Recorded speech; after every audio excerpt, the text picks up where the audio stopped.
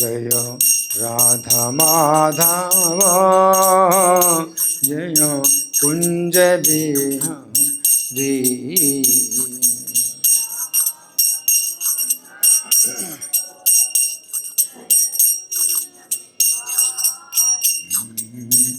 जय गोपी जन वल्लभ जय गिरिवर धारी।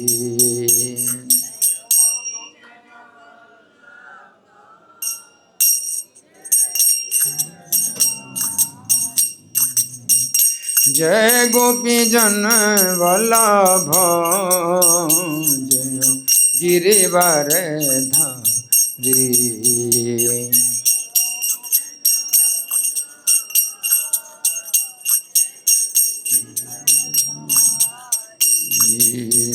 जय यशोदानंदन जय ब्रज जन रंजन।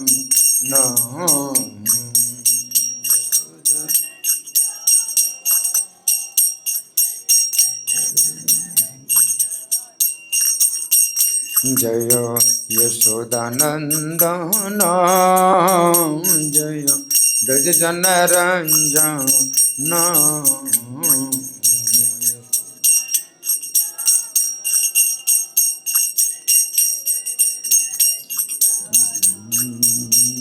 जय यमुना तीरावनचारी जय कुंज बिहारी।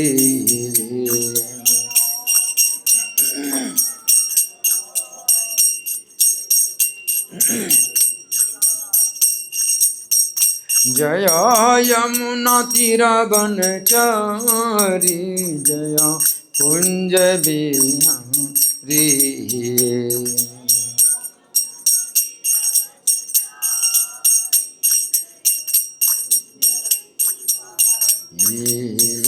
जय राधा माधव जय कुंज बिहारी। राधा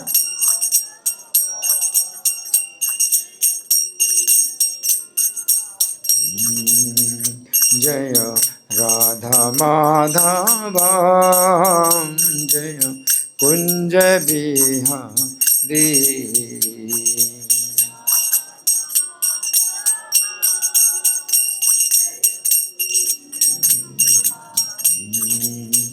निताई गौर हरि बोल हरि बोल हरि बोल हरि बोल।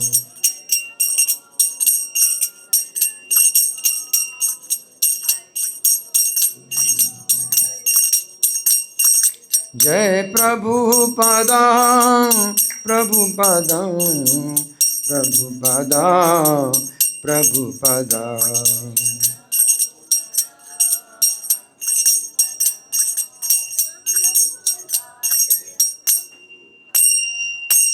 जय ओम विष्णुपाद परमहंस परिव्राजकाचार्य अष्टोत्तर Shri Srimad his divine grace Abhay Charanaravinda Bhakti Vedanta स्वामी श्रील प्रभुपाद की जय। नित्य लीला प्रविष्ट ISKCON founder acharya saviour of the whole world Srila Prabhupada की जय।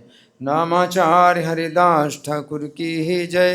प्रेम से कहो श्री कृष्ण चैतन्य प्रभु नित्यानंदा श्री अद्वैत गदाधर श्रीवासादि गौर भक्त वृंद की जय। श्री श्री राधा श्याम सुंदर ललिता विशाखा गोप गोपिका श्याम कुंड राधा कुंड गिरि गोवर्धन की जय।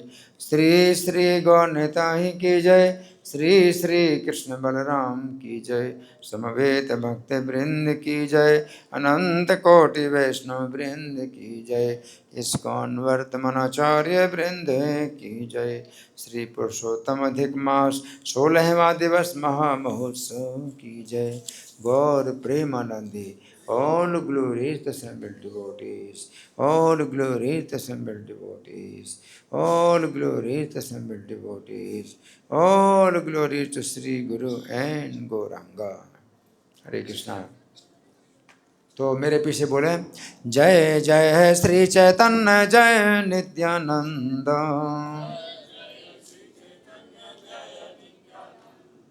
श्री अद्वैत चंद्र जय गौर भक्त वृंदा।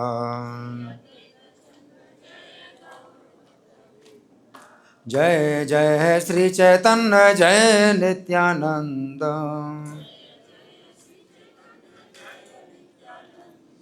श्री अद्वैत चंद्र जय गौर भक्त वृंद। ग्रंथराज श्री चैतन्य चरितामृत आदि लीला अध्याय 5 और श्लोक संख्या है 22। अध्याय का नाम है भगवान नित्यानंद बलराम की महिमाएं। तो बोर्ड में आ गया श्लोक, आया नहीं? आ गया? हाँ, ये कह रही माता जी नहीं आया, क्या बात है? आ गया, आ गया, ठीक है। मेरी चिंतामणि वाला है ना? चिंतामणि प्रकर सन्मसुकल्प वृक्ष,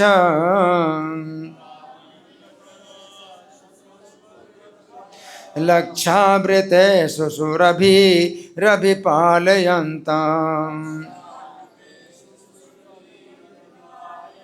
लक्ष्मी सहस्रशत संभ्रम सेव्यमानम्, गोविन्दमादिपुरुषं तमहं भजामि। चिंतामणि प्रकर सन्मसुकल्प वृक्ष,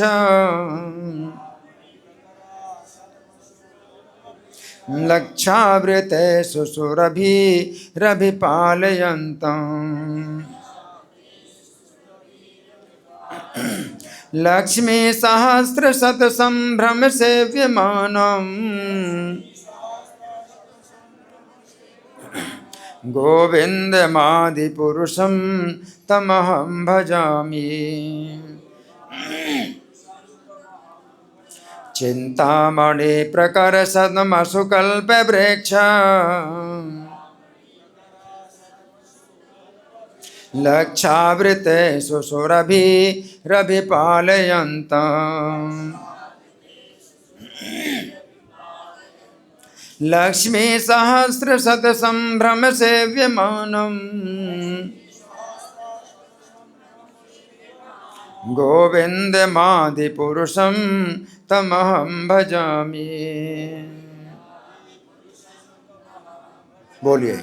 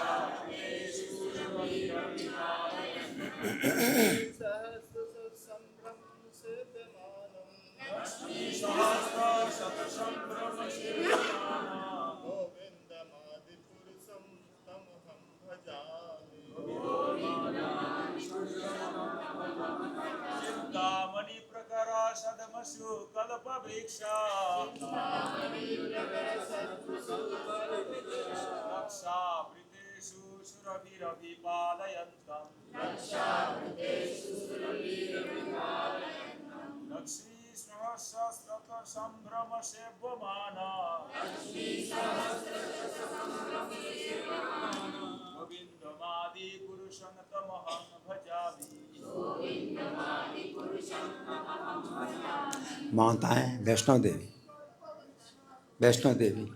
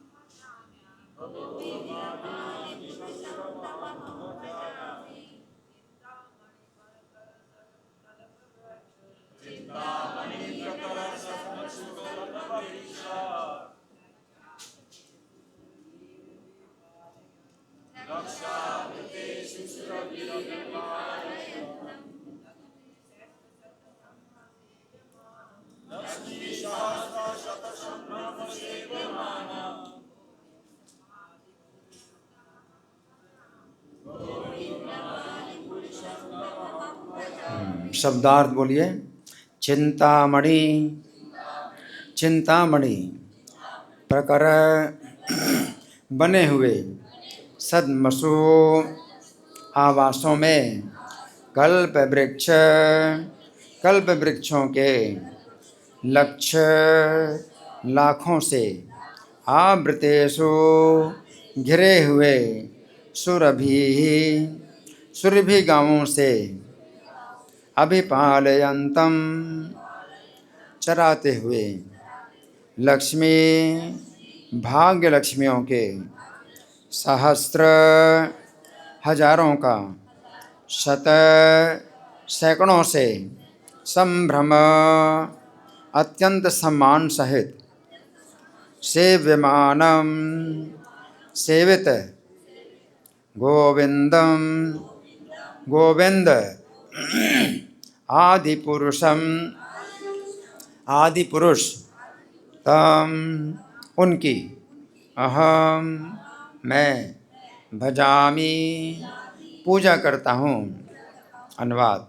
मैं उन आदि पुरुष भगवान गोविंद की पूजा करता हूँ जो समस्त इच्छाओं को पूर्ण करने वाली गौओं का चिंतामणियों से निर्मित और करोड़ों कल्प वृक्षों से घिरे अपने धाम में पालन करते हैं। उनकी सेवा में सदैव सैकड़ों हजारों लक्ष्मियाँ अत्यंत आदर एवं स्नेह के साथ तत्पर रहती हैं। हाँ, तो ये जो है श्लोक है और हमने इसका शब्दार्थ पढ़ा और अनुवाद पढ़ा, है ना। तो अभी थोड़ा समझेंगे इस श्लोक को। तो श्लोक अभी बना है ना, आपके सामने लिखा है।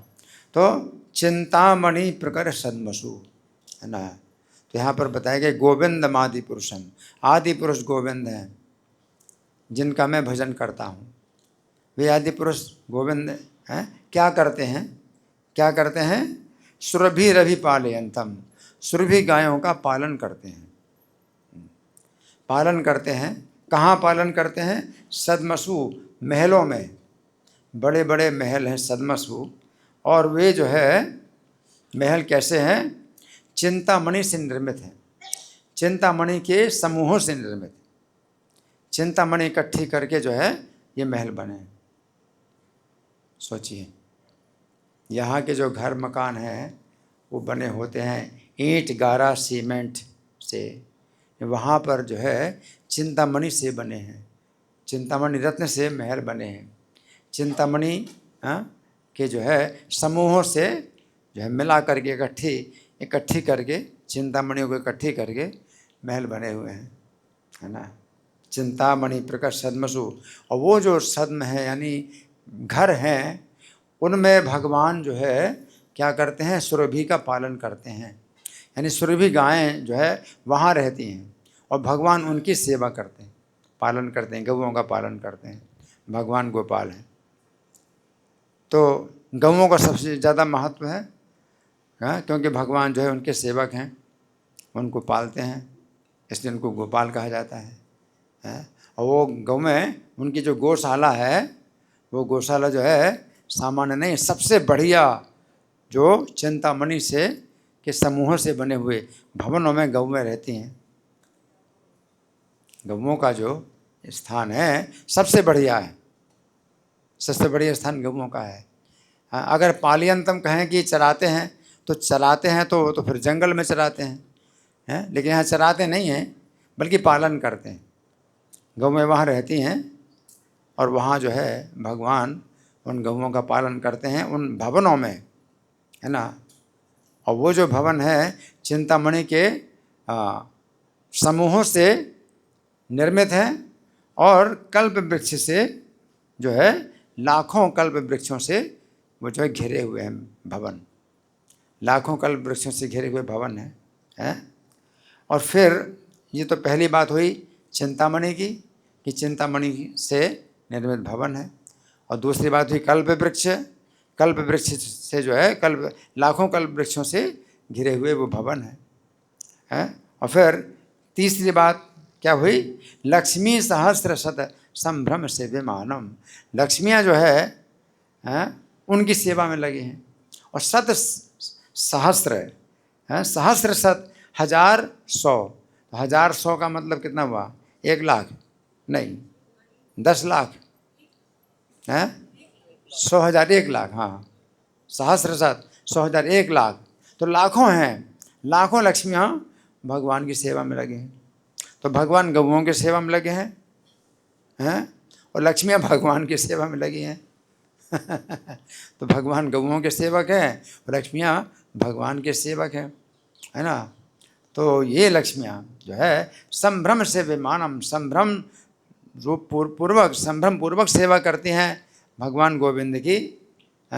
किस प्रकार से सेवा करती हैं कि कहीं हमें निकाल ना दें सेवा से, तो वो संभ्रम है, उनको भय रहता है कि सेवा से कहीं हमें छुट्टी ना दे दें, उनको डर है, लक्ष्मियों को डर है।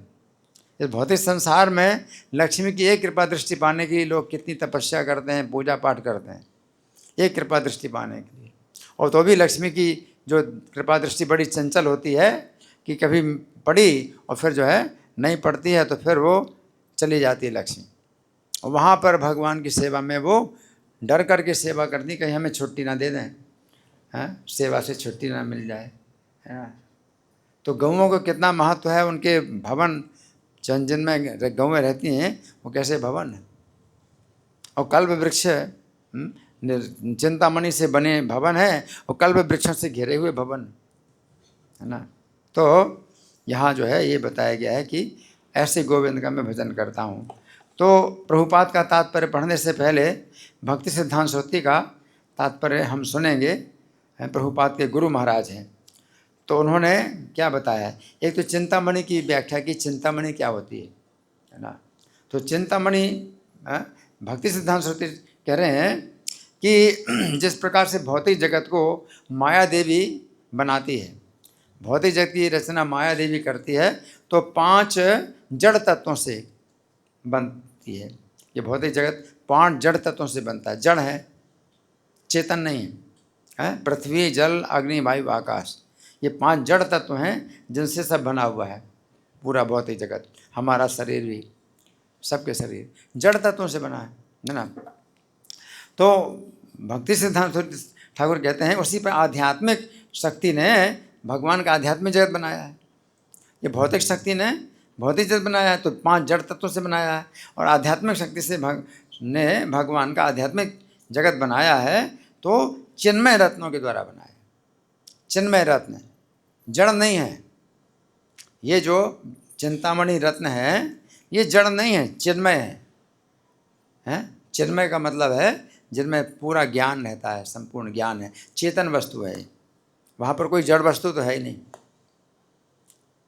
वहाँ पर कोई जड़ वस्तु नहीं है, चेतन है।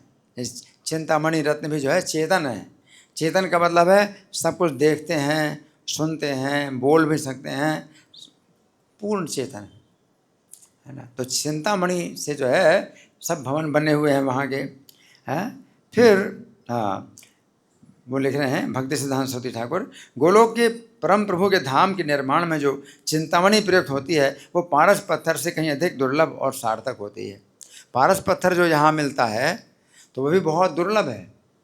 पारस पत्थर क्या होता है कि लोहे से अगर स्पर्श कर दो तो सोना बन जाए, लोहा सोना बन जाए, वो पारस पत्थर है। लेकिन तो भी पारस पत्थर तो जड़ है। ये चिंतामणि जो है ये क्या है, चेतन है। तो पारस पत्थर में और शक्ति कुछ नहीं है, लोहे को सोना बना देगी। अगर आपको भोजन चाहिए हैं तो क्या करोगे, सोना तो नहीं खा सकते ना। तो चिंतामणि तो जो है हर प्रकार की जो भी आप सोचते हैं वो सब चीज़ जो है मिल जाएगी। तो पारस पत्थर से ज़्यादा दुर्लभ और कीमती क्या है, चिंतामणि। चिंतामणि आपकी चिंता को समझ लेगी, आपकी चिंता को दूर करेगी। आपको बिना बोले भी चिंतामणि आपके पास है तो बिना कहे आपकी चिंता समझ जाती है, क्योंकि वो चेतन वस्तु है और वो चीज़ जो है मिल जाएगी, आपको दे देगी। आपको चिंतामणि अगर आपके पास है तो आप सोचते हैं कि मेरे पास एक भवन आ जाए, बहुत बढ़िया भवन तो भवन मिल जाएगा, तुरंत भवन बन जाएगा। मेरे पास सैया मिल जाए, बहुत बड़ी सैया है, वो मिल जाएगी, है ना। उसको चाहिए आपको कि इतना जो है सोना चाहिए, इतना जो है रत्न चाहिए, हैं, या जो है कोई भी चीज़ चाहिए, है ना, खाने की हर चीज़, तो चिंतामणि से जो है बिना कहे आपकी चिंता मात्र से ही जो है वो प्रदान कर देगी। चिंतामणि है वो चेतन है, वो जड़ वस्तु नहीं है। आपके मन की बात को समझ करके आपकी इच्छा पूरी करेगी वो चिंतामणि। उन चिंतामणियों से बने तो भवन है वहाँ, है ना। तो यहाँ चिंतामणि की जो है बात यहाँ उन्होंने समझाई। फिर कल्प वृक्ष है, जो कल्प वृक्षों से, लाखों कल्प वृक्षों से घिरे उनके भवन है। चिंतामणि से निर्मित भवन है और ये भवन लाखों कल्प वृक्षों से घिरे हैं। तो कल्प वृक्ष क्या है? कल्प वृक्ष, यहाँ जो कल्प वृक्ष होते हैं ये केवल 4 प्रकार के फल देते हैं: धर्म, अर्थ, काम, मोक्ष। धर्म का मतलब है आप अधर्म के रास्ते पर ना चलें, आपको ऐसी बुद्धि मिल जाएगी कल्प वृक्ष के द्वारा कि आप धर्म के रास्ते पर चलेंगे। धर्म, अर्थ का मतलब है आपकी जो भी जो धन की आवश्यकता है वो पूरी हो जाएगी। और काम का मतलब इंद्रिय तृप्ति की इच्छा है वो पूरी हो जाएगी। और मोक्ष का मतलब है जन्म मरण के बंधन से छूटने की इच्छा है तो आप छूट जाएंगे। तो कल्प वृक्ष 4 प्रकार के फल देते हैं। लेकिन जो ये गोलोक धाम के जो कल्प वृक्ष हैं, ये 4 प्रकार के फलों से ऊपर 5वां जो फल है वो देते हैं प्रेम, कृष्ण प्रेम। कृष्ण प्रेम के फल देते हैं। ये कृष्ण प्रेम जो है पंचम पुरुषार्थ है, बताया गया। जो कृष्ण प्रेम का जो फल है वो ये प्रदान करते हैं कल्प वृक्ष गोलोक धाम के, है ना। तो मोक्ष से बहुत ऊपर है। जो भक्त लोग हैं वो न तो धर्म चाहते हैं, ना अर्थ चाहते हैं, ना काम चाहते हैं, ना मोक्ष चाहते हैं, वो क्या चाहते हैं? कृष्ण प्रेम, है ना। तो वो कृष्ण प्रेम के फल प्रदान करते हैं। तो यहाँ बताया कि कृष्ण के धाम के कल्प वृक्ष दिव्य प्रेम रूपी अनगिनत स्वादिष्ट फल अर्पित करते हैं। ऐसे स्वादिष्ट फल, कृष्ण प्रेम के स्वादिष्ट फल अर्पित करते हैं। और फिर कामधेनु जो गौवें रहती हैं, इन भवनों में गौवें रहती हैं, तो कामधेनु, है ना, तो इस भौतिक संसार में जो कामधेनु है ना, तो वो क्या करती है कि दुहे जाने पर ही दूध देती है। जब दुहोगे तब दूध देगी। तो उसमें भी बहुत बड़ा गुण है कि जितना चाहो उतना वो दोहन करो और दूध मिल जाएगा आपको, और आपको स्टोर करने की ज़रूरत नहीं है। स्टोर करना होता तो इसमें दूध खराब ना हो जाए तो कितना आपको जो है करना पड़ता है इंतजाम, कि उसको जो है फ्रीज़र में रखो, करो, है ना। तो उसमें जितना आप दोहन करोगे उतना दोहेगा, और स्टोरेज उसके जो है शरीर में रहता है तो दूध खराब होता ही नहीं, जब चाहो तब ताज़ा दूध। ये कामधेनु है। परंतु वहाँ की जो कामधेनु गाय है, गोलोक धाम की कामधेनु गाय है, वो प्रेम के फव्वारे के रूप में ऐसे दूध के सागर छलकाती है, दूध के समुद्र निकलते हैं। कैसे? फव्वारे के रूप में, बिना दोहे, दूध के फव्वारे के रूप में, जो शुद्ध भक्तों की संपूर्ण भूख प्यास को मिटा देने वाले चिन्मय आनंद की बौछार करते हैं। भूख प्यास सब मिट जाती है उसमें, वो दूध की जो बौछारें होती हैं। तो ये 3 चीज़ें हैं इस श्लोक में। तो पहली चीज़ तो है चिंतामणि, उसको समझ लो क्या है। और दूसरी चीज़ क्या है? दूसरी क्या है? कल्प वृक्ष। कल्प वृक्ष, वहाँ की कल्प वृक्ष ऐसे हैं। और तीसरी है सुरभि गाय। तो सुरभि गाय तो यहाँ की जो कामधेनु गाय से बहुत ऊपर है। चिंतामणि जो है पारस मणि से बहुत ऊपर है। चिंतामणि आप सोच नहीं सकते चिंतामणि की महिमा है। और जो कल्प वृक्ष हैं वहाँ के, वो यहाँ के कल्प वृक्षों से बहुत ऊपर हैं, कि प्रेम का, कृष्ण प्रेम का फल प्रदान करते हैं। और वहाँ की जो सुरभि गाय हैं यहाँ की कामधेनु गाय से बहुत ज़्यादा श्रेष्ठ हैं, है ना। तो यहाँ पर ये तात्पर्य समाप्त हुआ। अब हम सुनेंगे प्रभुपाद का तात्पर्य। प्रभुपाद तात्पर्य में क्या लिखते हैं? तो प्रभुपाद का तात्पर्य 11 पेज का है। कितना है? 11 पेज का। तो हम उतना नहीं पढ़ पाएंगे, जितना हम पढ़ पाएँ, जितना हम समझाएं, तो उस बिंदु पर हम जो है आपको बता दें, भाई इस बिंदु पर हमने छोड़ा है ना। तो सुने प्रभुपाद तात्पर्य में लिखते हैं। ये ब्रह्म संहिता 5:29 का श्लोक है, 5वां अध्याय और 29वां श्लोक। तो चैतन्य महाप्रभु जब दक्षिण भारत में गए थे तो उनको जो है ये ब्रह्म संहिता का 5वां अध्याय दक्षिण भारत में किसी मंदिर में मिला। पहले किताबें छपती नहीं थी, तो हाथ के लिखे हुए जो है किताबें होती थी, और हाथ की लिखी हुई किताबें और जो पेपर है वो भी खराब हो जाता था, तो फिर जो है उसकी सुरक्षा भी नहीं होती थी उतनी। तो ये किसी प्रकार से चैतन्य महाप्रभु को मिल गया दक्षिण भारत में, तो ये जो है चैतन्य महाप्रभु ले आए। तो ब्रह्म संहिता के 100 अध्याय हैं।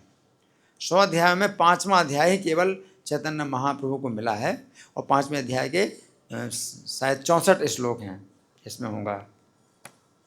और ये 56 62, हाँ 62 श्लोक 5वें अध्याय में। तो 5वां अध्याय ही केवल मिला ब्रह्म संहिता का। तो इसमें जो है भगवान कृष्ण की जो महिमा है वो बहुत विशेष बतलाई गई, बहुत विशेष बतलाई गई है। हाँ, जैसे भगवद गीता में भगवान कृष्ण की महिमा है, लेकिन उसमें बहुत सी बातें ऐसी भी हैं जिसमें कि मायावादियों को निराकार बात का जो है वो उनको मौका मिलता है, उन परमेश्वर को निराकार बताते हैं। फिर श्रीमद् भागवत उससे ऊपर है, गीता से ऊपर है, उसमें भगवान की और गुण और जो है रूप का वर्णन है। लेकिन उस श्रीमद् भागवत से भी जो है कुछ लोग जो है निराकारवाद का जो है वो सिद्धांत निकाल लेते हैं। लेकिन ब्रह्म संहिता एक ऐसा ग्रंथ है वो बहुत ज़्यादा पर्सनल है, भगवान कृष्ण के व्यक्तित्व पर ही पूरा जो है केंद्रित है। भगवान कृष्ण की क्या महिमा है, इसमें से कोई व्यक्ति निराकारवाद का सिद्धांत नहीं निकाल सकता। श्री कृष्ण जो है साक्षात क्या है, परमेश्वर हैं, और जो निराकार नाम की जो चीज़ है वो भगवान कृष्ण से बहुत ही दूर है ना। तो ये जो है यहाँ प्रभुपाद लिख रहे हैं कि ब्रह्म संहिता का 5:29 का श्लोक है। आगे कृष्ण के धाम का ये विवरण हमें उस दिव्य स्थान के विषय में निश्चित जानकारी देता है जहाँ का जीवन न केवल सनातन ज्ञानमय और आनंदमय है। हाँ, केवल इतनी नहीं है, पहले तो इसको समझो कि वहाँ का जीवन कैसा है, सनातन है, ज्ञानमय, आनंदमय। वहाँ का जीवन कैसा है, सनातन है, हमेशा, मतलब वहाँ बुढ़ापा नहीं है, मृत्यु नहीं है, कभी भी बुढ़ापा और मृत्यु नहीं है, हैं हमेशा जो है। अगर बुढ़ापा है भी तो वो आनंद के लिए बुढ़ापा है, मृत्यु तो है ही नहीं। जैसे मान लो नंद महाराज वृद्ध हैं, कृष्ण के पिता है, तो वृद्धावस्था का भी उनको सुख प्राप्त होता है, वृद्धावस्था का कोई कष्ट नहीं। यहाँ पर तो वृद्धावस्था का कष्ट भोगना पड़ता है। लेकिन नंद महाराज हैं ऐसे वृद्ध गोप हैं, तो वृद्धावस्था भी है तो वो भी हो क्या है, वो और अधिक उसका क्या सुख है। तो सनातन जीवन है, हैं यानी जो वृद्धावस्था में तो हमेशा उसी में रहते हैं, जो बचपन की अवस्था में वो हमेशा बचपन की अवस्था में रहते हैं, जो युवक अवस्था में है तो युवावस्था में हमेशा रहते हैं। वहाँ पर अवस्था परिवर्तन नहीं होती है कि समय के अनुसार जो है अवस्था बदले। यहाँ तो भौतिक संसार में क्या है, अभी बाल अवस्था है किसी की तो बाल अवस्था चली जाएगी, फिर लड़कपन आएगा, लड़कपन चला जाएगा, फिर जो है जवानी आएगी, जवानी चली जाएगी, बुढ़ापा, फिर बुढ़ापा ख़त्म, मृत्यु। लेकिन वहाँ पर काल का प्रभाव नहीं। तो सनातन जीवन कितनी बड़ी बात है। वहाँ का जीवन कैसा है, सनातन है, मतलब घर है, परिवार है, सब कुछ है, घर परिवार। हरि बोल हरि बोल हरि बोल। प्रसादम टाइम, प्रसादम टाइम, आंखें खोलिए आंखें खोलिए, हरि बोल हरि बोल। नींद आ रही है तो खड़े हो जाओ। तो मैं क्या बता रहा था, वहाँ का जीवन सनातन है। सोचिए कितनी बड़ी बात। तो लोग तो सोचते भाई निराकार में मुक्ति होती है और हम निराकार हो जाएंगे तो उसी में ही जो है मतलब वो है सनातन जीवन। ये सनातन जीवन निराकार में जो है कोई आनंद थोड़ी है उसमें। निराकार जीवन में सनातन जो है अगर आप रहेंगे, हमेशा रहेंगे निराकार में, तो उसमें कोई सुख नहीं है। ये सनातन जीवन इसमें क्या है, अपना जो है घर है, परिवार है, समाज है, सब कुछ है, और सब क्या है, सनातन है। सोचिए ऐसा जीवन हो, मान लो हैं जहाँ पर स्त्री भी हैं, पुरुष भी हैं, बच्चे भी हैं, जवान हैं, बूढ़े हैं, सब हैं। ये सब जो है कैसे रहते हैं, ज्यों के त्यों रहते हैं, कभी भी किसी में वो नहीं, काल का प्रभाव नहीं पड़ता, सनातन जीवन। सनातन। फिर दूसरा है ज्ञानमय, वहाँ का जीवन ज्ञानमय है। ज्ञानमय का मतलब है कि आपको ज्ञान नहीं, जो सुन लिया तो आपको हमेशा याद रहेगा। हाँ, अभी डायरी में नोट करना पड़ता है, किताबें पढ़नी पड़ती हैं, किताबें छापनी पड़ती हैं। वहाँ पर किताबों की छपाई की ज़रूरत ही नहीं। आपने जो कुछ भी सुन लिया आपको सब याद रहेगा। कैसा जीवन है, सोच सकते हो? यहाँ पर तो किताबें छपाई में है ना, कितना जो है मतलब परिश्रम करना पड़ता है ना। हाँ, फिर किताबों की सुरक्षा में कितना परिश्रम करना पड़ता है। वहाँ पर किताबों की छपाई की कोई ज़रूरत नहीं है। तो ज्ञानमय जीवन है वहाँ, है ना। और तीसरा क्या है? आनंदमय। वहाँ का जीवन आनंदमय है, यानी शरीर में बुढ़ापा और बीमारी है, कोई कष्ट नहीं। हमारे शरीर में कैसा है? कष्ट ही कष्ट है। वैरायटी है कष्टों की, कितनी कष्टों की वैरायटी। कान का दर्द अलग है, आँख का दर्द अलग है, सिर का दर्द अलग, पेट का दर्द, कितने प्रकार के दर्द हैं? कोई अंत है? कितने प्रकार के दर्द हैं। आप सोचते चलो मेरा सिर दर्द ठीक हो जाए तो बड़ी राहत मिल जाएगी। अरे सिर दर्द ठीक हो जाए और दूसरे प्रकार के दर्द शुरू हो जाए। कितने प्रकार के दर्द है ना। तो वहाँ पर क्या है? आनंदमय जीवन। तो ये जो है सच्चित आनंद जीवन है। और यहाँ का जीवन असत अचित निरानंद, उल्टा है। यहाँ का जीवन कैसा है? असत। असत का मतलब है मृत्यु होगी, समाप्त हो जाएगा जीवन, हमारा जीवन लीला समाप्त हो जाएगी, अगला जीवन शुरू होगा, है तो असत है। अचित का मतलब है अज्ञान, हमेशा भूल जाते हैं, कुछ भी याद नहीं रहता। 10 साल पहले आप इसी समय कहाँ थे, या पिछले दिन ही इसी समय कहाँ थे। अगर यहाँ नहीं थे तो आप सोचेंगे कहाँ थे, क्या कर रहे थे इसी समय में। पिछले दिन का भी याद नहीं रहता। अचित। वहाँ का जीवन चित है। 12 करोड़ साल पहले, 20 करोड़ साल पहले आप कहाँ थे, क्या कर रहे थे, आपको सब याद। ऐसा जीवन सच्चे असत अचित और निरानंद है। और यहाँ के जीवन में निरानंद है, यानी कष्ट ही कष्ट। तो वहाँ का उल्टा है सच्चिदानंद जीवन, और यहाँ का उससे उल्टा है कैसा? असत अचित निरानंद जीवन। तो प्रभुपाद कहते हैं केवल इतना ही नहीं है, अपितु जहाँ प्रचुर वनस्पति भी है, प्रचुर वनस्पति है और प्रचुर दूध है, प्रचुर रत्न है, सुंदर घर हैं, उद्यान है। मतलब कोई व्यापार करने की जरूरत नहीं है। व्यापार नौकरी कितना जो है इसमें चक्कर है। कुछ व्यापार चलाओ, नौकरी करो, नहीं तो खाने को नहीं मिलेगा। वहाँ पर जो है सब कुछ जो है, हर चीज़ प्रचुरता में है। तो कोई व्यापार नौकरी कुछ नहीं करना है। फिर करना क्या है? करना है भगवान का गुणगान करना है, भगवान का गुणगान सुनना है। कृष्ण के संबंध में जो है हमेशा जो है मतलब आनंद लेना है।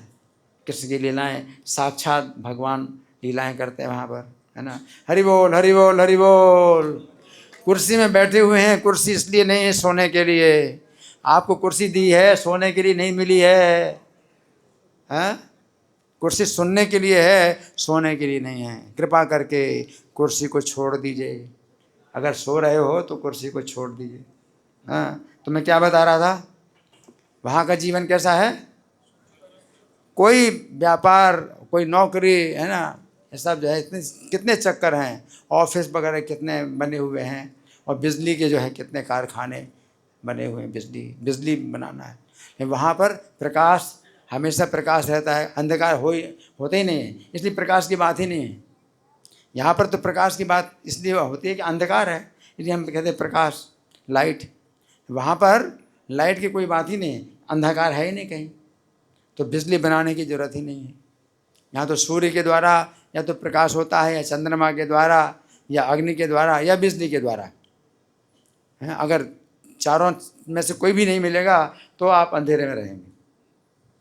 वहाँ पर जो है स्वाभाविक रूप से प्रकाश, हर चीज़ प्रकाशित है। तो ये जो है, और ऐसे सुंदर उद्यान है जिनकी देखरेख सुंदर बालाओं द्वारा की जाती है, जो सब लक्ष्मियाँ हैं।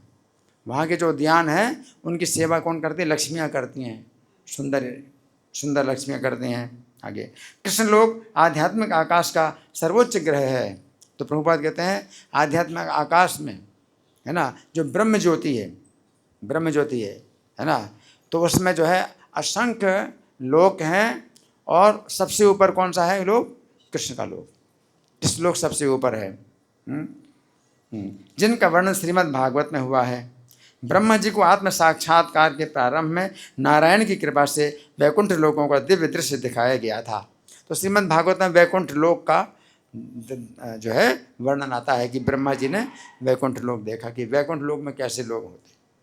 तो वैकुंठ लोक में जो है भगवान का ऐश्वर्य है और गोलोक धाम में भगवान का क्या है, माधुर्य, अंतर यही है? वो भी सच्चिदानंद जीवन वहाँ है वैकुंठ में और गोलोक में। लेकिन गोलोक में भगवान कृष्ण सबके बहुत निकट होते हैं, जैसे सखा मित्र की तरह रहते हैं भगवान, या पुत्र की तरह रहते हैं, है ना, और उनके सेवक भी उनके साथ में रहते हैं बहुत से। तो बहुत निकटता है भगवान के साथ में गोलोक धाम में, और वैकुंठ में जो है भगवान के साथ दूरी है, क्योंकि वो स्वामी हैं, लक्ष्मी जी सेवा करती हैं, सबको सेवा करने का अधिकार नहीं मिलता वैकुंठ में। तो गोलोक धाम की विशेषता यह है कि सबको भगवान कृष्ण के साथ में मिलना, बातचीत करना और जो है चलना फिरना सब होता है ना। तो ये अंतर है। आगे बाद में कृष्ण की कृपा से उन्हें कृष्ण लोक का भी दिव्य दृश्य दिखाया गया। ये दिव्य दृश्य टेलीविजन में चंद्रमा से प्राप्त होने वाले प्रसारण की भांति है। जैसे चंद्रमा में जब अंतरिक्ष यात्री गए थे तो उन्होंने प्रसारण किया, तो टीवी में आए कि वो चंद्र यात्री क्या कर रहे हैं, है ना। वैसे तो वो चंद्रमा में नहीं गए, लेकिन उन्होंने दिखाया ऐसा है। अमेरिका के जो चंद्र यात्री थे, 3 चंद्र यात्री थे, तो वो जो है मतलब दिखा रहे हैं कि हम चंद्रमा में पहुंच गए। तो प्रभुपाद ने मान लिया चलो चंद्रमा में पहुंच गए। तो चंद्रमा से आप प्रसारण कर रहे थे तो टीवी में आया, टीवी में सबके टीवी में आया उस समय क्या आया कि चंद्रमा में वो पहुंच गए हैं और अपने अंतरिक्ष यान से उतरे हैं, वहाँ पर झंडा लगाया है, झंडा गाड़ा है, तो ये सब जो है दिखाया उन्होंने। तो चंद्रमा से प्रसारण उन्होंने किया, तो यहाँ सब के घर में जितने टीवी लगे थे तो सबने टीवी में देखा। तो यहाँ पर प्रभुपाद बताते हैं कि ब्रह्मा जी को भी भगवान ने अपने गोलोक धाम का दर्शन कराया, वैकुंठ धाम का दर्शन कराया। तो ब्रह्मा जी वहाँ गए नहीं, वो तो ब्रह्मांड के अंदर ही थे, इसी ब्रह्मांड के अंदर। और ये ब्रह्मांड जो है क्या है, ब्रह्म का मतलब बड़ा, अंडा माने अंडा, एक बड़े अंडे की तरह है, पूरा बंद है। ले तो ब्रह्मा जी को भगवान ने अपने गोलोक धाम का दर्शन कराया, वैकुंठ धाम का दर्शन कराया। कैसे? उसी प्रकार की टेक्नोलॉजी भगवान की भी है कि प्रसारण किया वहाँ से, है ना, प्रसारण किया तो ब्रह्मा जी को दिखाई दिया। लेकिन हाँ, ब्रह्मा जी के पास जो है तपस्या और ध्यान की शक्ति से वो देख पाए। अंतर ये है कि यहाँ तो जो है भाई जिसके घर में टीवी लगा है तो टीवी की स्क्रीन में दिखाई देगा अगर प्रसारण करें।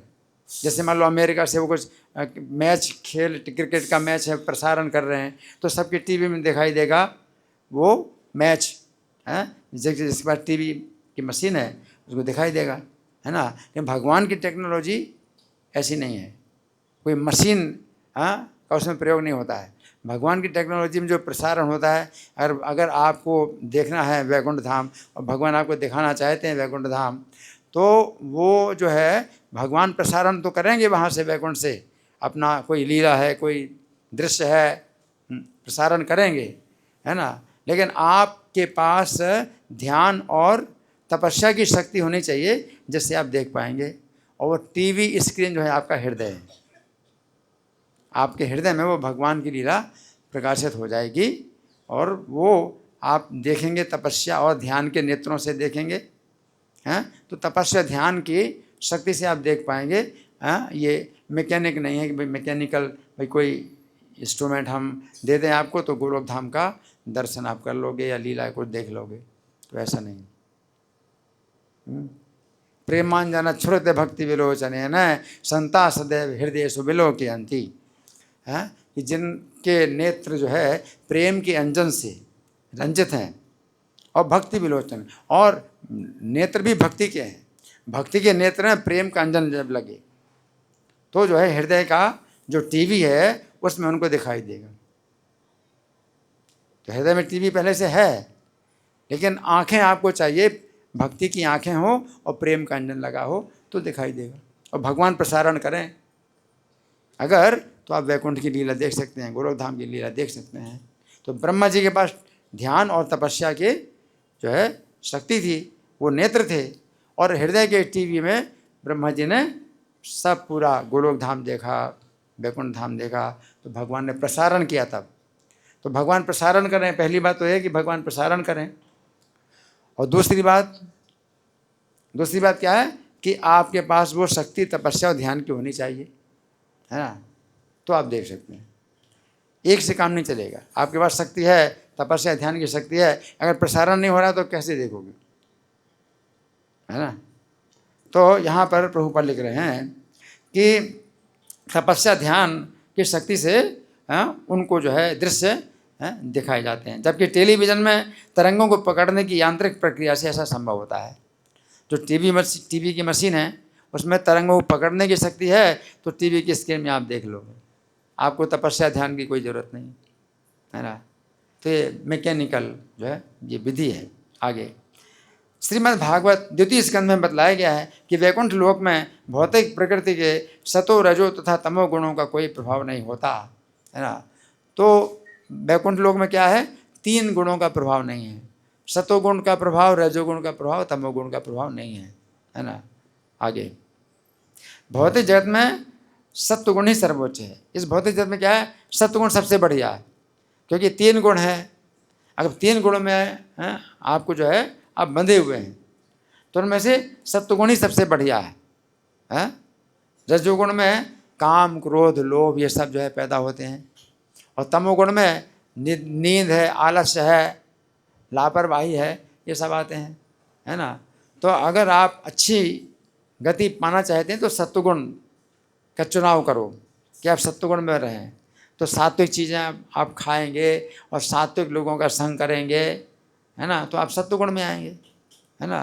तो नित्यम भागवत सेव्या, है ना, तो उसमें बताया गया है कि तथा रजस्तमो भावा काम लोभादयसी। अगर नित्यम भागवत सेव्या करते हैं, जैसे रोज़ यहाँ क्लास होता है भागवतम का या चैतन्य चरितमृत का, तो ये नित्यम भागवत सेवा है। अगर नित्यम भागवत सेवा करेंगे तो क्या होगा कि तथा रजस्तमो भावा, रजोगुण तमोगुण के भाव हैं काम लोभ हैं और निद्रा और आलस्य, तो चेत एतेन अनाविधम, आपका चित्त इनसे आविद्य नहीं होगा, रजोगुण तमोगुण से आविद्य नहीं होगा। इसम सत्वे प्रसिद्धति, सत्वगुण में प्रसन्न हो जाएगा चित्त, तो प्रसन्नता आती है सत्वगुण में। तो सत्वगुण की बहुत आवश्यकता है। भक्ति की विधि में सबसे पहले जो आपको धरातल पर आना है वो सत्वगुण का धरातल है। फिर उसके आगे और नित्यम भागवत सेवा करते रहेंगे तो भगवान के तत्व का विज्ञान भी प्राप्त हो जाएगा। तो सत्वगुण से भी ऊपर भगवान का तत्व विज्ञान। तो यहाँ पर बताया गया है कि भौतिक जगत में सत्वगुण ही सर्वोच्च है, जो सच्चाई, मानसिक संतुलन और शुचि, इंद्रिय संयम, सरलता, आवश्यक ज्ञान, ईश्वर में श्रद्धा, वैज्ञानिक ज्ञान इत्यादि विशेषताओं से युक्त है। सत्वगुण में क्या होता है, एक तो सच्चाई रहती है हमेशा, आप सत्य को जानने की कोशिश करते हैं और सत्य को समझने की कोशिश करते हैं, सत्वगुण में है। और क्या है, मानसिक संतुलन, आप अपने मन को भी कंट्रोल कर लेते हैं, मन की तरंगें होती बहुत सी, उनको आप नियंत्रित कर सकते हैं। और तीसरा शुचि, पवित्रता आती है, सत्वगुण में आपके विचार पवित्र होते हैं। और इंद्रिय संयम, इंद्रियों का भी संयम हो जाता है। इंद्रियां डिमांड करती हैं कि मुझे ये भोग चाहिए, मुझे वो भोग चाहिए, तो इंद्रिय संयम हो जाता है। सरलता, सत्वगुण में सरलता का भी गुण अपने आप आ जाता है। और आवश्यक ज्ञान, जो भी आवश्यक ज्ञान आपकी आवश्यकता होती है ज्ञान की, तो आपको ज्ञान प्राप्त हो जाता है। ईश्वर में श्रद्धा, ईश्वर के प्रति आपकी स्वाभाविक रूप से क्या होगी, श्रद्धा होगी कि ईश्वर हैं, परमेश्वर हैं। तो ये विशेषताएं सत्वगुण में। आगे फिर भी ये सारे गुण काम वासना तथा अपूर्णता से मिश्रित रहते हैं। भौतिक जगत में सत्वगुण शुद्ध नहीं होता, काम वासना यानी रजोगुण थोड़ा सा रहता ही है, और अपूर्णता का मतलब तमोगुण भी कुछ मिलावट रहती है। अगर मिलावट ना हो रजोगुण तमोगुण की, तो सत्वगुण फिर जो है गुण नहीं कहलाएगा, वो शुद्ध सत्व कहलाता है। गुण का मतलब बंधन, है ना। तो सतोगुण, रजोगुण, तमोगुण, गुण का मतलब बंधन, जो जीवात्मा है ये 3 गुणों से बंधा हुआ है शरीर के साथ। अविनाशी जो जीवात्मा है ये नश्वर शरीर के साथ बांधा गया है 3 गुणों के द्वारा। तो गुण का मतलब बंधन। निबंधन्ति महाबाहो देहे देहिनम अव्ययम्। अविनाशी जो जीवात्मा है उसको ये विनाशशील नश्वर शरीर से बांधते हैं 3 गुण। लेकिन अगर रजोगुण तमोगुण ना रहे तो वो सतोगुण फिर नहीं कहलाता, वो शुद्ध सत्व कहलाता है। फिर गुण नहीं है, फिर बंधन नहीं, आप शरीर से फिर बंधे नहीं, है ना। तो 3 गुणों से ऊपर, तो उसको 3 गुणों से ऊपर कहा जाता है। गुणानेतान अतीतत्वीन देहि देह समद्भवान। 3 गुणों से अतीत हो जाता है। जन्म मृत्यु जरा दुख है विमुक्तो अमृतम अश्नुते। तो इसी जीवन में ही वो जन्म मरण के जो है बंधन से वो छूट जाता है।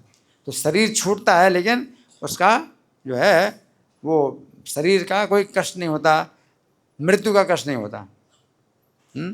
तो मृत्यु के कष्ट से वो ऊपर उठ जाता है। तो शरीर में रहते हुए भी वो जन्म के और मरण के, जन्म मृत्यु जरा और बुढ़ापे के कष्टों से मुक्त हो जाता है ना। तो वो गुणातीत अवस्था, या कहें कि वो शुद्ध सत्व है। सत्वगुण में रजोगुण तमोगुण नहीं है तो वो शुद्ध सत्व कहलाता है।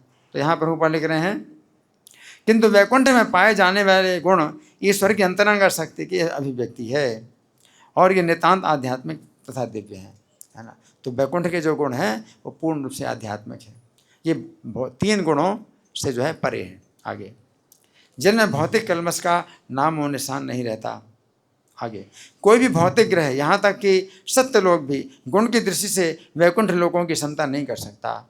जो सबसे ऊपर है भौतिक ग्रहों में, सबसे ऊपर सत्य लोक है। ब्रह्मांड में अगर 14 लोकों पर विचार किया जाए तो सबसे ऊपर कौन है?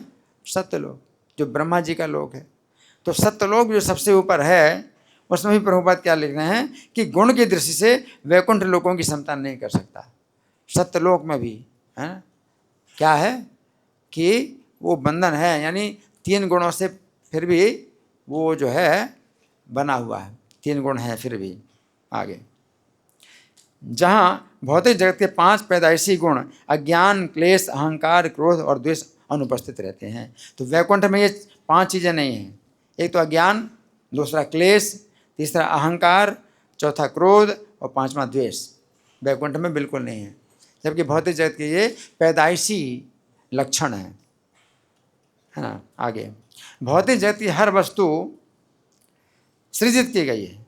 भौतिक जगत में हर चीज़ बनती है, हर चीज़ बनती है। कोई भी चीज़ ऐसी नहीं है जो बनी ना हो, है। चाहे किताब लो, चाहे ये स्टैंड लो, चाहे टेबल लो, ये थर्मस लो, हर चीज़ बनाई जाती है, बनती है। और हमारी अनुभूति के अंतर्गत हम जो कुछ भी सोच सकते हैं, यहाँ तक कि हमारे शरीर तथा मन की भी सृष्टि हुई है। हमारा शरीर भी बना है ना। शरीर भी एक दिन बना है, मन भी जो है बना है मन। आगे सृष्टि की निर्माण प्रक्रिया ब्रह्मा के जीवन से शुरू हुई। तो ब्रह्मा जी का सबसे पहले शरीर बना, भगवान के नाभि से कमल निकला और कमल जो है ऊपर ऊपर चला गया और ये ब्रह्मांड के सबसे ऊपरी हिस्से तक कमल पहुंच गया। फिर उस कमल से जो है ब्रह्मा जी उत्पन्न हुए, है ना। तो ब्रह्मा जी की उत्पत्ति हुई तो फिर ब्रह्मा जी ने सृष्टि की। तो ब्रह्मा जी पहले सृष्टि होती है, तब ब्रह्मा जी सृष्टि करते हैं। तो इस सृष्टि की प्रक्रिया ब्रह्मा के जीवन से शुरू हुई और ये सृजन सिद्धांत रजोगुण के कारण संपूर्ण भौतिक ब्रह्मांड में व्याप्त है। रजोगुण के कारण ये सृष्टि पैदा होती, सृष्टि बनती है ना। तो हर चीज़ बनती है सृष्टि में। आगे किंतु वैकुंठ लोक में रजोगुण अनुपस्थित, यानी नहीं है। वैकुंठ लोक में रजोगुण नहीं है, अतः वहाँ किसी भी वस्तु की सृष्टि नहीं हुई। वहाँ की हर वस्तु शाश्वत है। किसी भी चीज़ का इतिहास नहीं है कि भाई कब बना था ये, कौन से सन में निर्मित हुआ, मैन्युफैक्चर्ड, है ना। जो मैन्युफैक्चर्ड तो उसकी डेट लिखी रहती है, एक्सपायरी की डेट लिखी रहती है। वहाँ पर ना तो कि मैन्युफैक्चर की डेट होती है किसी चीज़ की, ना एक्सपायरी की डेट होती है। कभी बना ही नहीं कोई चीज़, हर चीज़ शाश्वत है। वहाँ पर हर चीज़ शाश्वत है ना। चूँकि वहाँ तमोगुण नहीं है इसलिए वहाँ संहार या विनाश का प्रश्न नहीं उठता। तमोगुण के कारण हर चीज़ खराब होती है। काल का प्रभाव पड़ता है हर चीज़ में और हर चीज़ खराब होती है। रखे रखे 1 साल बाद, 2 साल बाद, 3 साल बाद ये किताब का भी रंग बदल जाएगा, इसकी भी चमक ख़त्म हो जाएगी, है ना। 10 साल बाद, 100 साल के बाद ये किताब भी जो है फिर मिट्टी बन जाएगी, पेपर भी कागज़ बन जाए, कागज़ भी मिट्टी बन जाता है, सब कुछ मिट्टी बन जाता है ना। तो तमोगुण के कारण ये होता है, विनाश होता है। तो वहाँ चूँकि तमोगुण नहीं है इसलिए वहाँ संहार या विनाश का प्रश्न नहीं उठता। भौतिक जगत में उपर्युक्त सत्वगुण को विकसित करके मनुष्य हर वस्तु को स्थायी बनाने का प्रयास कर सकता है। अब भौतिक जगत में आप जो है सत्वगुण को विकसित करके आप चाहोगे भाई स्थायी बन जाए, स्थायी बन जाए, तो स्थायी तो नहीं बन सकता। सत्वगुण विकसित करते हो तो आप ऊपर के लोकों में जाओगे तो जीवन की अवधि बढ़ जाएगी। ज़्यादा सत्वगुण है तो ब्रह्मा जी के लोक में ज़्यादा सत्वगुण है, तो कितना सत्वगुण है उनकी आयु उस हिसाब से बहुत लंबी है। ब्रह्मा जी आयु बहुत लंबी है, हैं? कितनी आयु है उनकी? 31 नील 10 खरब 40 अरब वर्ष ब्रह्मा जी की आयु। कितना? 31 नील 10 खरब 40 अरब वर्ष ब्रह्मा जी की आयु है। तो सत्वगुण, लेकिन तो भी वहाँ भी मृत्यु है। क्यों? क्योंकि तमोगुण का फिर भी कुछ हिसाब है और वो सृष्टि का, रजोगुण का भी हिसाब है कि उनका शरीर बना था, और तमोगुण का भी हिसाब है, इसलिए अंत में क्या हो जाता है? समाप्त हो जाता है ना। लेकिन वैकुंठ में ऐसी चीज़ नहीं है। यहाँ प्रभुपाद लिख रहे हैं कि यहाँ सत्वगुण को विकसित करके हर वस्तु को स्थायी बनाने का प्रयास कर सकते हैं, लेकिन चूँकि भौतिक जगत में सत्वगुण के साथ रजो और तमोगुण मिश्रित रहते हैं, इसलिए विद्वान विज्ञानियों के लाखों प्रयत्नों के बावजूद कोई वस्तु यहाँ स्थायी नहीं रह सकती। चाहे कितना भी कोशिश कर लें कि भाई स्थायी रहे, है ना, प्रेजर्वेटिव, लेकिन वो जो है स्थायी नहीं रहेगी, क्योंकि तमोगुण के कारण हर चीज़ नष्ट होती है, और रजोगुण के कारण फिर पैदा भी होते हैं। तो आगे, इसलिए हमें इस भौतिक जगत में शाश्वतता, पूर्ण ज्ञान और आनंद का कोई अनुभव नहीं है। 3 चीज़ें, सच्चिद आनंद, इस भौतिक जगत में सच्चिद आनंद का अनुभव नहीं है हमको। सत्य का मतलब है हमेशा बना रहे, है ना। तो 10 साल 20 साल हमारा शरीर क्या हो जाता है? बदल जाता है ना। तो सत्य नहीं है इस भौतिक जगत में, और चित्त भी नहीं है ज्ञान कि आपको याद रहे हर चीज़, तो आपको कुछ भी याद नहीं रहता है ना। और आनंद, आनंद का मतलब है किसी प्रकार की शरीर में बाधा ना हो। तो शरीर में कितनी बाधा है ना। थोड़ी देर काम करते तो हाथ दर्द करने लगता है ना, थोड़ी देर चले तो पैर दर्द करने लगते हैं, तो कष्ट है, निरानंद, है ना। तो सच्चित आनंद का अनुभव नहीं है इस भौतिक जगत में। आगे, किंतु वैकुंठ लोक में गुणों की पूर्ण अनुपस्थिति के कारण, गुणों मतलब 3 गुण, 3 गुण नहीं है वहाँ, सत्वगुण रजोगुण तमोगुण, 3 गुण पूरी तरह से नहीं है। तो क्या होता है? हर वस्तु सच्चित आनंदमय है, सच्चित आनंदमय, हर वस्तु सच्चित आनंदमय। सत का मतलब है सनातन, हर चीज़ वैसे ज्यों की तो बनी रहेगी, चमक भी ज्यों की तो बनी रहेगी हर चीज़ में। और चित्त का मतलब है ज्ञान, हर चीज़ में ज्ञान भी है, चेतना भी है। ये किताब खुद बोलेगी। अगर आप प्रश्न करोगे इस किताब से तो किताब प्रश्न का उत्तर आपको बिना पढ़े प्रश्न का उत्तर भी देगी। हरि बोल। चित्त है हर चीज़, है ना, चित्त है हर चीज़। ये जैसे गिलास है, ये थर्मस है, ये भी जो है चित्त है, मतलब चेतन है, चेतन है ना। तो चल भी सकते हैं, ये चल भी सकते हैं, है ना। आप अगर बुलाएंगे तो ये पानी भरा गिलास मेरे पास आ जाएगा। चित्त, हर चीज़ सत्य और चित्त और आनंद, आनंद देने के लिए हर चीज़, कोई आपको कष्ट नहीं पहुंचाएंगे, किसी प्रकार का कोई आप चीज़ आपको कष्ट नहीं पहुंचाएगी। यहाँ तो कष्ट मिलता है, अगर मान लो थोड़ा टेबल से टकरा गए तो उसी में ही दर्द शुरू हो जाता है, क्योंकि ये तो जड़ वस्तु है ना, है ना। लेकिन वो टेबल है, आप टकराएंगे लेकिन वो आपको टकराने नहीं देगी, वो आपको जो है बड़े आराम से रोक देगी, है ना।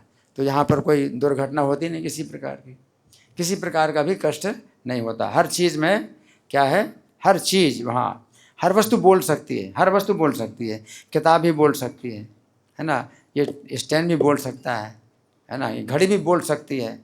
हर चीज़ बोल सकती है, चल सकती है और सुन सकती है, हर चीज़। वहाँ की चीज़ कैसे है कि कोई चीज़ जड़ नहीं है, जड़ वस्तु कुछ है ही नहीं, हर चीज़ है, और अनंत काल तक परम आनंद में अस्तित्व में देख सकती है, और अनंत काल तक परम आनंद में वो रहेगी, हर चीज़ आनंद, परम आनंद दे सकती है। आगे, ऐसी स्थिति होने से देश और काल का भूत वर्तमान भविष्य रूप में वहाँ कोई प्रभाव नहीं होता है कि भूतकाल में ऐसा था, पहले ऐसे थे, अब बदल गए, है ना। कहते हैं अब 10 साल में आप तो बिल्कुल बदल गए। वहाँ पर कोई भी भूत वर्तमान भविष्य का कोई अंतर नहीं होता है कि आप 10 साल के बाद जो है ऐसे नहीं रहोगे जैसे अभी दिखाई दे रहे। जितने भी चेहरे दिखाई दे रहे हैं 10 साल पहले या 20 साल पहले ऐसे चेहरे थे ही नहीं। अभी चेहरे जो दिखाई दे रहे हैं 10 साल 20 साल के बाद ये चेहरे ऐसे नहीं दिखाई देंगे, सब बदल जाएंगे, सब कुछ बदलता है ना। तो वहाँ पर जो है ऐसा कुछ भी नहीं है। भूत वर्तमान भविष्य में कोई अंतर नहीं पड़ता है। 10 साल बाद 20 साल बाद भी आप ज्यों के त्यों वैसे ही रहेंगे। आगे, परम व्योम में कोई परिवर्तन नहीं दिखता क्योंकि वहाँ काल का कोई प्रभाव नहीं है। फलता उस बहिरंगा शक्ति माया का प्रभाव भी अनुपस्थित रहता है, जो हमें अधिकाधिक भौतिकतावादी बनने और भगवान के साथ अपने संबंध को भूलने के लिए प्रेरित करती है ना। तो हमने यहाँ तक पाठ किया है जहाँ प्रभुपाद बता रहे हैं कि वहाँ पर बहिरंगा शक्ति माया का प्रभाव नहीं पड़ता। माया का मतलब है जो नहीं है और वो दिखाई देती है।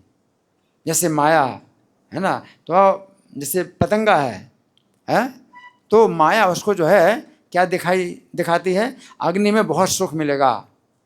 आग को देखता है पतंगा तो माया देवी उसको क्या विचार पैदा करती है, इस आग में तुम जाओगे तो तुम्हें बहुत सुख मिलेगा, और आग में एकदम जाता है, क्या होता है, नष्ट हो जाता है।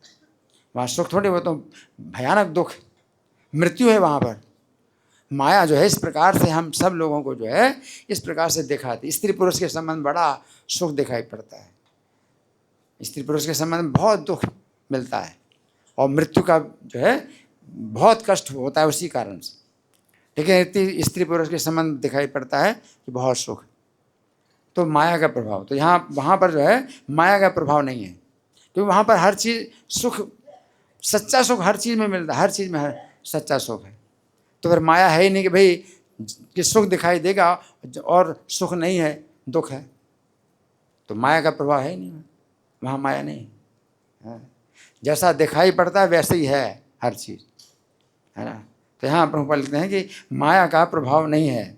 अधिकाधिक भौतिकतावादी बनने भगवान के साथ अपने संबंध को भूलने के लिए प्रेरित करती है कि कोई जीव सोचे कि भगवान से स्वतंत्र होकर के मैं सुखी हो सकता हूँ। जो जीव है वो जब माया का प्रभाव पड़ता है तो क्या सोचता है, भगवान से अलग होकर के मैं सुखी हो सकता हूँ। मुझे क्या ज़रूरत है मंदिर जाने की, और हरे कृष्णा वाले जो है इतना जप करते रहते हैं, कीर्तन कर देते हैं, मंगल आरती में उठते हैं, मुझे क्या ज़रूरत है, मैं ऐसे ही सुखी हूँ। ये लोग जो है अपने जीवन को बर्बाद कर रहे हैं, अपना जीवन बर्बाद करते हैं, हरे कृष्ण का जाप करते रहते हैं, जीवन बर्बाद कर रहे हैं। तो वो लोग जो है भौतिकतावादी ऐसे सोचते हैं कि हम भगवान से जितना संबंध भूल जाएं, भगवान से जितना दूर हो जाएं, उतना हम सुखी हो जाएंगे। माया जो है भौतिकतावादी आपको बनाती है, ऐसे सोचते हैं। भाई इस्कॉन के मंदिर में कभी नहीं जाना है, क्योंकि वो लोग जो है फिर ब्रेन वॉश करेंगे आपको। इस्कॉन के मंदिर कभी नहीं जाना, दूसरे मंदिर में चले जाओ, दर्शन कर लो, थोड़ा चरणामृत ले लो, बस ठीक है। इस्कॉन के मंदिर में जो है वो घेर लेते हैं, फिर जो है पकड़ लेते हैं, फिर ब्रेन वॉश करते हैं, फिर तुम्हारा दिमाग पूरा बदल देंगे, और फिर तो अपना घर परिवार छोड़ दोगे, और तुम जो है जीवन भर के लिए तुम क्या हो जाओगे, नरक, तुम्हारा जीवन भर नरक बन जाएगा। और हम जो है बहुत सुखी हैं, हम बहुत सुखी रहेंगे, और जीवन के बाद क्या है, अगला जीवन ही नहीं है। एक ये भी माया का जो है ऐसा प्रभाव है। इस जीवन के बाद अगला जीवन है ही नहीं, इसलिए जितना जियो उतना सुख से जियो, हैं। मरने के बाद किसने देखा है क्या जीवन है। तो भौतिकतावादी विचार इसी प्रकार के होते हैं। तो भौतिकतावादी बनने के लिए और भगवान के साथ अपने संबंध को भूलने के लिए माया देवी हमको प्रेरित करती है। तो भगवान के धाम में वो माया का प्रभाव नहीं है। प्रत्येक जीव जो है भगवान के साथ सुख का अनुभव करता है और हमेशा वो भगवान को भूलने की बात भी नहीं सोचता, है ना। तो यहाँ तक हमने जो पाठ किया है ये पेज नंबर 421 का पहला पैरा है, जहाँ की अंतिम शब्द है प्रेरित करती है। अब आगे से जो पाठ होगा अगली क्लास में वो हम लोग भगवान के दिव्य शरीर से यहाँ से शुरू होगा जो पाठ किया जाएगा। तो अभी हमारे पास कुछ समय है आप लोगों के साथ चर्चा करने के लिए। समय तो नहीं, फिर भी कुछ समय जो है हम चाहते हैं कि करें आपके साथ में। कोई प्रश्न है, कोई चर्चा है या कोई मंथन है? जी हाँ, इनको माइक दीजिए। हरे कृष्ण प्रभु जी, बहुत अच्छा आपने गोलोक का जो दर्शन करवाया है, बहुत आनंद आया। इसमें जैसे हमने डिस्कस किया कि अज्ञान, क्लेश, अहंकार, क्रोध और द्वेष वहाँ गोलोक में नहीं है, और हम यहाँ पे चर्चा ये भी कर रहे हैं कि गोलोक में ये चीज़ है, गोलोक में वो चीज़ है। तो अल्टीमेटली इसका जो उद्देश्य है वो एक आम जो इंसान है वो ये भी समझ सकता है कि अच्छा वहाँ जाएंगे तो वहाँ जाके हम इंजॉय करेंगे। तो अल्टीमेटली पर्पस ये थोड़ा सा मैं संशय है ये क्लियर करना चाहता हूँ कि हम इसको कैसे समझे कि अल्टीमेटली जो हम गोलोक में जाना है तो यहाँ पे सेवा कर रहे हैं, तो अल्टीमेटली धाम में जाके भी जो पर्पस जो है वो हमारा भगवान की सेवा ही है। हाँ, तो देखिए भौतिक जगत में जो माया का प्रभाव है तो वो इस प्रकार का है कि आप जो है अच्छा खाना है, अच्छा सोना, आहार निद्रा भय मैथुन, बहुत बढ़िया सुरक्षा, आपने पढ़ाई लिखाई कर ली तो आप जो है क्या हो गए, बढ़िया से जो है आप खाएंगे, बढ़िया से सोएंगे और बढ़िया से अपनी सुरक्षा करेंगे और बढ़िया से अपनी जो है भोग करोगे, इंद्रिय तृप्ति करोगे। बस ये जो है आपके जीवन का ये लक्ष्य है ना। जबकि वहाँ पर क्या है कि भगवान की सेवा का सुख, अब भगवान की सेवा का सुख है वो आपके इंद्रियों से परे। सुखम आत्यंतिकम यत्तद् बुद्धि ग्राह्यम अतीन्द्रियम, भगवान के साथ जो प्रेम संबंध होता है, भगवान के साथ जो सुख होता है तो वो क्या होता है, शुद्ध बुद्धि के द्वारा प्राप्त होता है। हमारी शुद्ध बुद्धि के द्वारा भगवान के साथ में जो प्रेम का भाव है, जैसे दास्य भाव, तो भगवान की सेवा में कितना सुख है तो हम समझ नहीं सकते। ये भौतिक संसार में सेवा हम करते हैं किसी की तो वो हमारा शोषण करेगा। जिस व्यक्ति की आप सेवा करोगे वो आपका शोषण करने की कोशिश करेगा, है ना। तो आप सेवा का आपको जो है कुछ भी अनुभव नहीं है कि ऐसी भी सेवा होती है जिसमें सुख मिलता है, बहुत सुख मिलता है। तो भगवान की सेवा में जो है बहुत सुख मिलता है। जीवे सुख हो कृष्ण नित्यदास, कृष्ण का नित्यदास और कृष्ण को प्रसन्न करने से आपको असली प्रसन्नता का अनुभव होगा। आप जितना भी अपने को खुश करना चाहो आप खुश नहीं हो सकते। तो जो सिद्धांत है वो ये है कि जैसे दर्पण में आपका जो प्रतिबिंब है उसको अगर आप हंसाएं तो आप हंसा नहीं सकते, आप हंसेंगे तो वो हंसेगा, है ना। उसी प्रकार से भगवान को अगर आप हंसाते हैं तब आप हंस सकते हैं, और भगवान को अगर प्रसन्न नहीं करते तो आप प्रसन्न हो ही नहीं सकते, चाहे जितना भी आप सुख के उपाय कर लो। आप सुख की वस्तुओं को आप इकट्ठा कर सकते हैं लेकिन सुख नहीं पा सकते जब तक आप भगवान को सुखी नहीं करते, है ना। तो वहाँ का सिद्धांत वो है कि जितना आप भगवान को सुख देंगे तो आपको सुख मिलेगा। तो वो अचिंत्य है, अपने चिंतन की सीमा से परे। तो हम भक्ति के द्वारा जब अपनी चेतना को शुद्ध करते हैं तो फिर हमें वो सुख जो है इस जीवन में प्राप्त होने लगता है, और फिर उसमें हम जो है आगे सत्वगुण में आते हैं।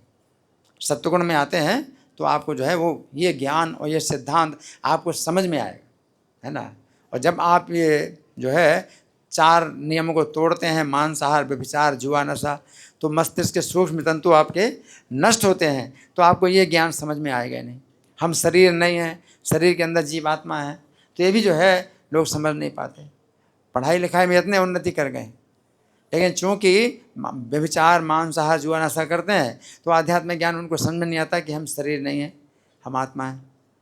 तो ये सब चीज़ें जो है हमें तपस्या के द्वारा, जीवन में हम तपस्या करें, हैं, 4 नियमों का पालन करें, हरे कृष्ण मंत्र का जाप करें और आप श्रवण करें भागवतम का, तो आपको धीरे धीरे आप सतोगुण में आएंगे और ये सिद्धांत समझ पाएंगे, है ना।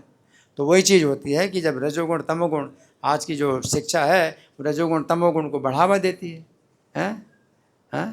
तो रजोगुण तमोगुण को बढ़ावा देती है। भाई खाने का सुख है जितना बढ़िया खाओ आप, और सोने का सुख बढ़िया सो, हैं, अपनी सुरक्षा करो, अच्छे जो है घर मकान का, अच्छे कपड़े, बस इन चीज़ों में जो है वो लोग रजोगुण तमोगुण में है, तो वो जो है इस सिद्धांत को समझ नहीं सकते। ठीक है जी। और कोई प्रश्न है माता जी तरफ से? माता जी अंतिम प्रश्न है, इसके बाद फिर प्रद्युम्न प्रिया प्रभु को सूचना देंगे। ये माता जी हैं, हरि बोल। ये माता जी।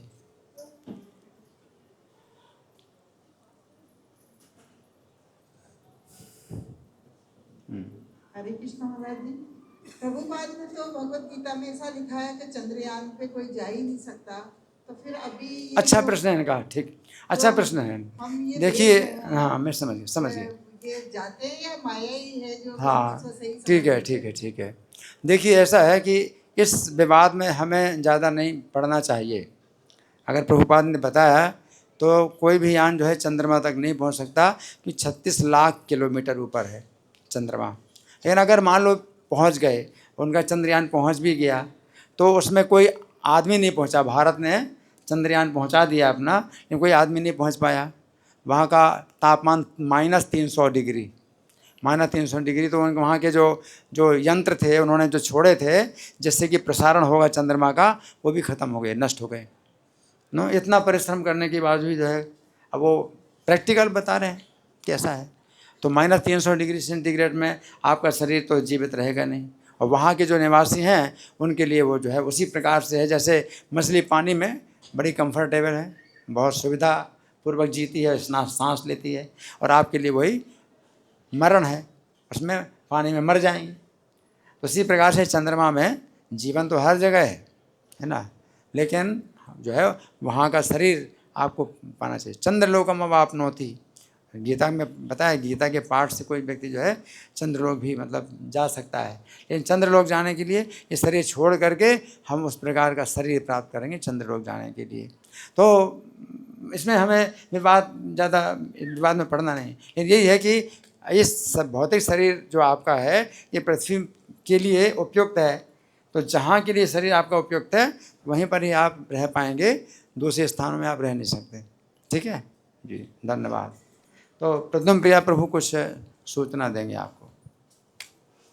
ग्रंथराज श्री चैतन्य चरितामृत की जय। आप बाद में प्रश्न कर लेना, ठीक है माता जी, बाद में प्रश्न कर लेना। हरे कृष्णा कृष्ण कृष्ण हरे हरे, हरे राम राम राम हरे हरे। हरे कृष्णा